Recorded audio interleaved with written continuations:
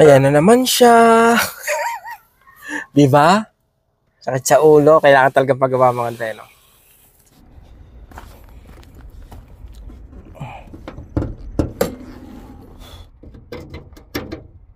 Lumabas na naman mga dre. Yung ano, yung sign.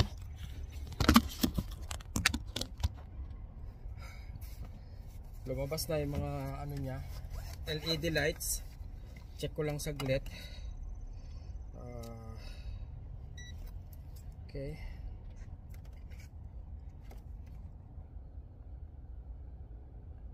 $12.5. Ibig sabihin, yung ano nga mga dreno, baka yung fuel injector nga 12.5 eh. Ibig sabihin mataas yun, hindi naman ako low bat.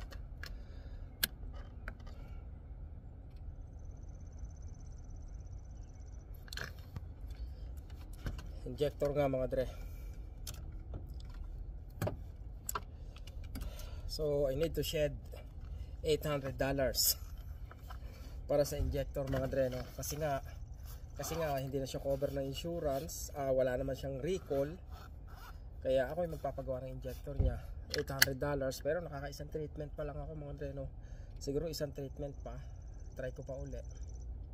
Merong ano rito eh, kumbaga appreciation day.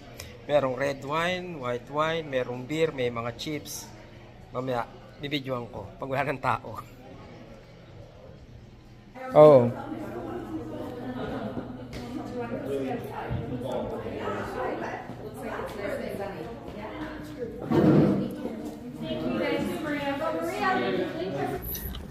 Kailangan ko na talagang ano mga dre. Kailangan ko ng maglabas ng $800 para sa fuel injector. Yun yung ibig sabihin nun. Pambihira. Pero ganun talaga, di ba? Pag may sasakyan ka, wala kang magagawa, eh. Yun ang lumabas sa tawas, mga dre, no? Pambihira. Last one, mga dre, no? Sabi nila, ano raw eh. Ano bang tawag dito? Dalawang treatment eh.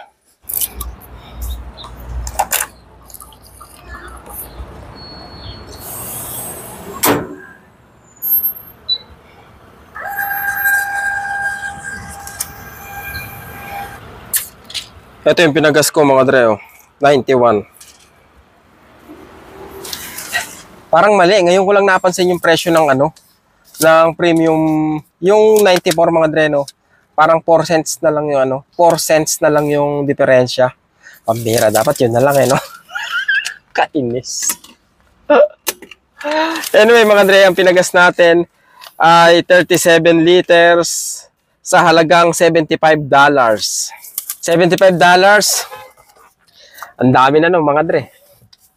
Makakabili ka ng ano no, isang buong baboy. Gusto kong i-drive to muna eh. Kainis. Uwi nga muna ako, makapagpahinga muna. Tapos mamaya mag-Uber ako siguro mga ano, alas 5, alas 5:30.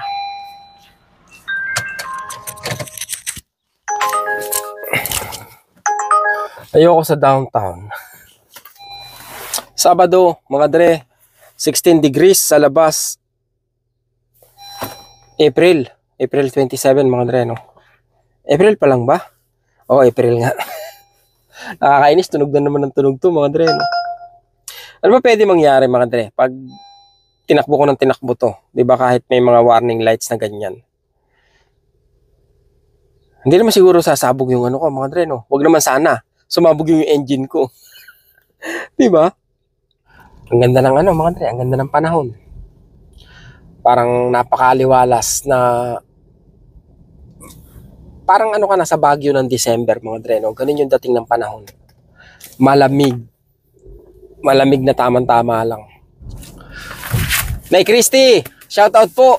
At sa buong staff po, dyan sa obra mga dre, no? Shoutout po sa inyo, maraming salamat po.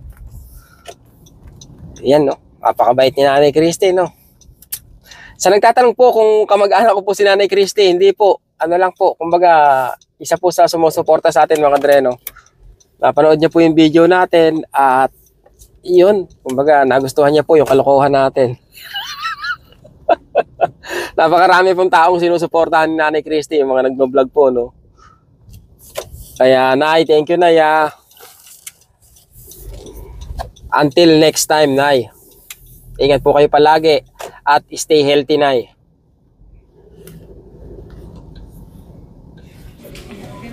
Mga dre, napakahirap mag-grocery ngayon. Hindi ko alam kung sa akin ibinabato yung mga murang order kasi mababa yung ratings ko.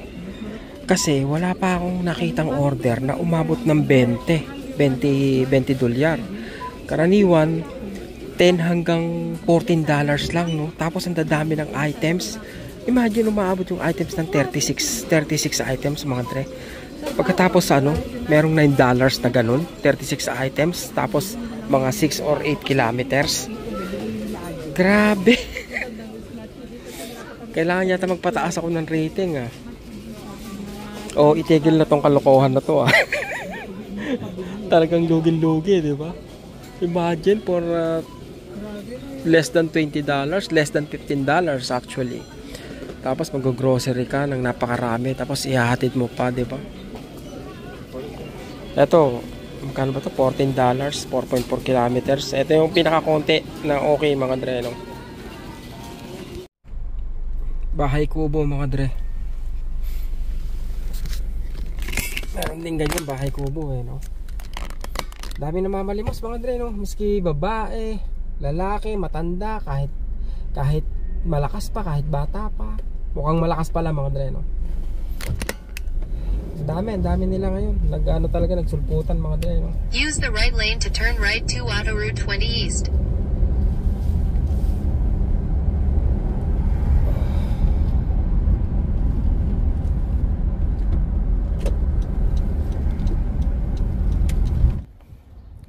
Last delivery na yan mga dre, no? Ayoko na. Ang traffic sobra mga dre. Tsaka ang barat ni Uber. Pambihira oh. Makabalik na lang sa Montreal mga dre, no? Layo na ito. Ano to? 17 kilometers yata. Uwi na tayo.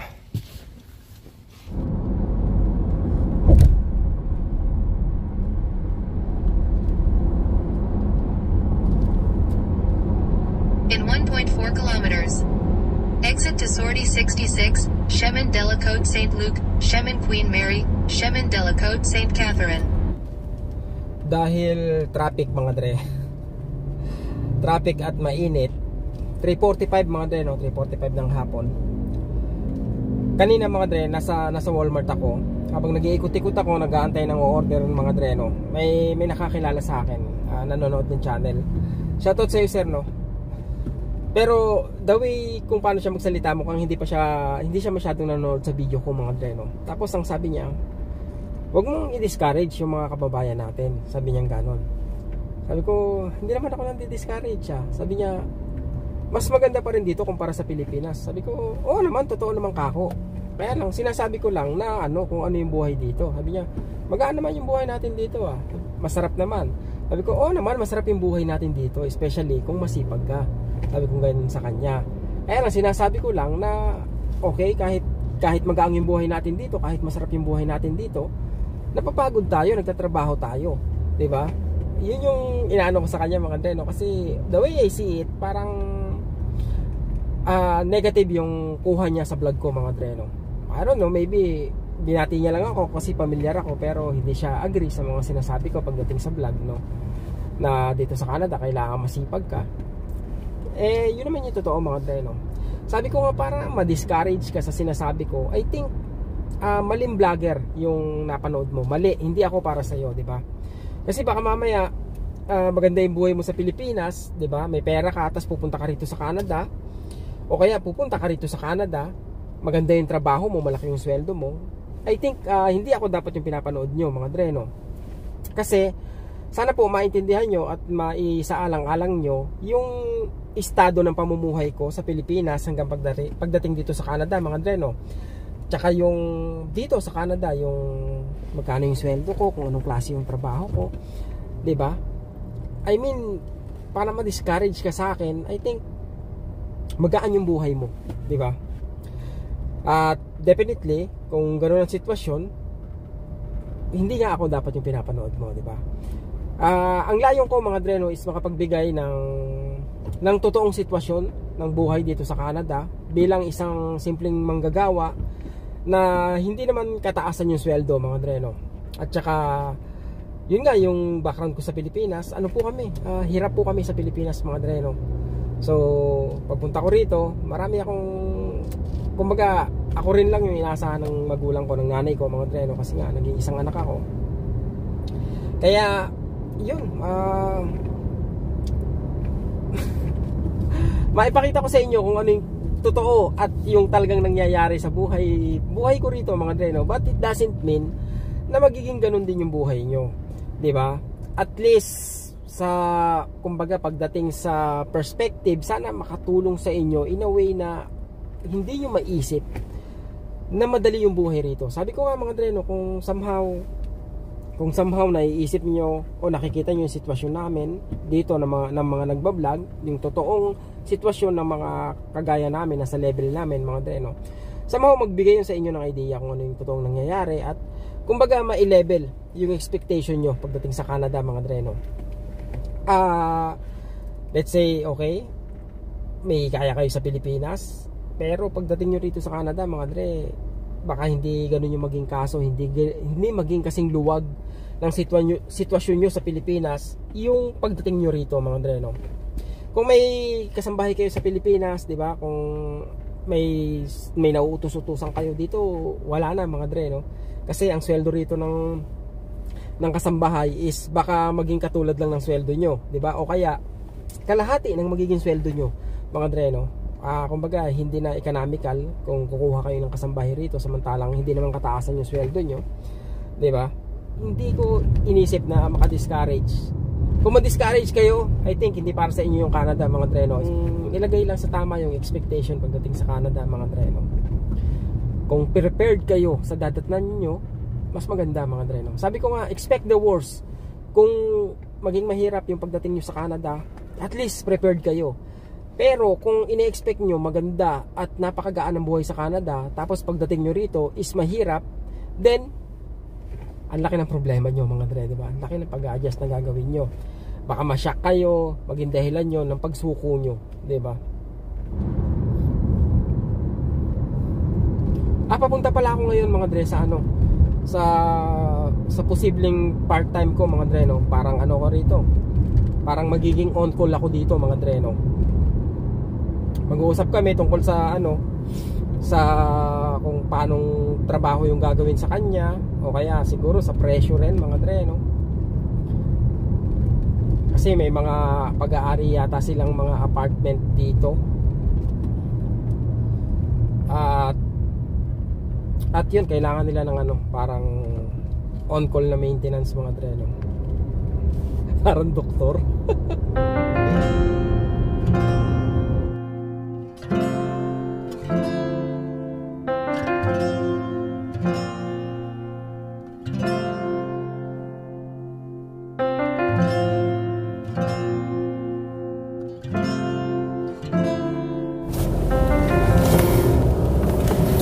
Thumbs up, mga dre. Nakuha natin yung ano, yung part-time. At maganda-ganda yung naging usapan, mga dre, no? Yung mga gagawin ko ay basically yung karaniwang ginagawa ko sa building apartment, mga dre, nung nag-maintenance ako. Except dun yung sa mga, sabi niya nga, yung hagdanan daw kailangan palitan ng kahoy kasi bulok-bulok na. Madali naman yung, mga dre, no? Kasi bibili ka lang ng kahoy na katulad no, papalitan mo. Yung ganun lang. Tapos tinanong nga nila ako kung ano daw ba yung alam kong gawin. Sabi ko, marunong akong sa walling, pagplaster, sa pagpintura, konting plumbing, pagkabit ng tiles. Sabi niya, kahit pa paano pala medyo ano, marami ka ring alam na gawin. Sabing gano'n. Sabi ko, medyo po, kaya lang hindi ako gano'n ka-eksperto, no. Sabi ko gano'n sa kanya, I'm not an expert, but I know a few things. Parang gano'n, mga dre, no.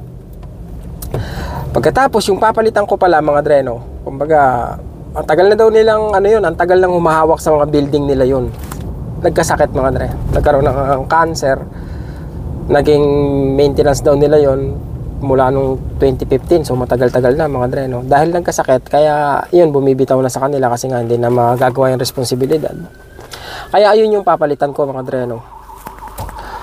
Medyo magaling yun kasi dati palang contractor yun mga dre, no? So basically alam niya rin lahat ng trabaho, 'di ba? Sa mas kumbaga sa mas mataas na level mga dre, no? Kasi nga contractor yun eh. Tapos may tools ka ba? Sabi nga sa akin. Sabi ko, yan ang problema ko ngayon. Kailangan kong mag-ipon ng tools. Anyway, kinuha ko na yung trabaho mga dre, no? Maganda yung usapan mga dre. Napakaganda ng usapan pagdating sa pricing. Pero syempre declared yun mga dre, no? Sabi nila, kailangan i-declare kasi nga kumbaga rental property yung yung tatrabahuhan ko mga dre, no? So lahat ng expenses noon kailangan mai-declare syempre para pampababa sa tax mga dre, di ba? At yun ang pagkakaabalahan ko sa mga susunod na araw kung sakali nga mang tatawagan nila ako, kasi how it works mga dre is meron silang mga nangangalaga sa kada paupahan, at kung may problema is tatawagan ako para puntahan ko after ng trabaho ko, either sa hapon or sa gabi o kaya sa weekend mga dre, no? Pag mga urgent, syempre kailangan puntahan mo agad, di ba? Kasi karaniwang estudyante yata nila mga dre is mga estudyante. Nakita ko na kung anong klaseng apartment meron yung mga estudyante mga dre, no? Yung dito sa lugar namin pero sa downtown hopefully is maayos-ayos naman sana, di ba? Kasi yung mga estudyante rito, nako po, talaga namang hindi naglilinis ng bahay, no? Pati ng kusina, walastik. Kasalo yata nila yung mga ipis at daga sa pagkain. Anyway, yun mga dre, no? Good news. Kumbaga maganda-gandang sideline to mga dre, no?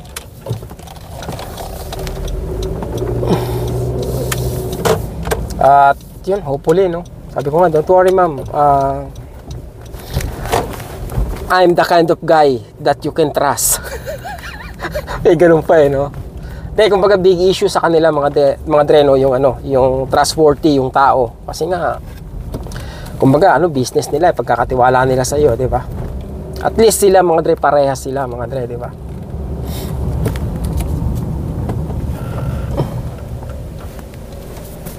Sabi nila, may trabaho kang regular sa pagkakaintindi namin. Sabi ko, meron po. Okay. Hindi rin naman daw nila kailangan ng full time. Talagang kung may mga dapat lang gawin. At ano ba yung may maganda may sasabihin ako sa inyo tungkol sa kanila mga dre, no? Knowing na kung gaano sila knowing na may pera sila mga dre, no? Na may mga paupahan sila. Alam niyo yung cellphone nila, nakita ko. Hindi yung mga mamahaling cellphone na mga dre, no. Oo, naka-iPhone sila, pero hindi yung top of the line mga dre, no. Yung ganun, parang di ba nakakahiya? Na ikaw na nagtatrabaho sa kanila, naka high-end kang cellphone, pero sila naamo mo. Sila yung mga dre, no. Sila yung nagda-diet sa paggastos sa mga ganung bagay, di ba? Kaya sila yung amo at tayo yung manggagawa. Di ba? Isang dahilan na yon. Dahil they know kung saan nila dapat gamitin yung pera nila, di ba?